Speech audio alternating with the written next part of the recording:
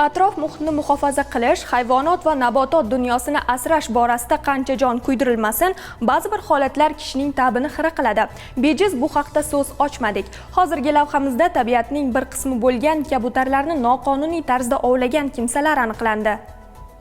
Toshkent viloyati ekologiya, atrof muhitni muhofaza qilish va iqlim o'zgarishi boshqarmasi inspektorlari tomonidan hayvonot dunyosini muhofaza qilishga qaratilgan navbatdagi nazorat tadbiri Yangiyo'l tumanida o'tkazildi. O'rganishlar davomida hududda fuqarolar 1970-yil tug'ilgan N.R. hamda 1974-yilda tug'ilgan N.S.lar tomonidan noqonuniy ravishda ov qilganlik holati aniqlandi. Mazkur jarayonda huquqbuzarlar tomonidan jami 52 dona kaptar ovlanganligi ma'lum bo'ldi.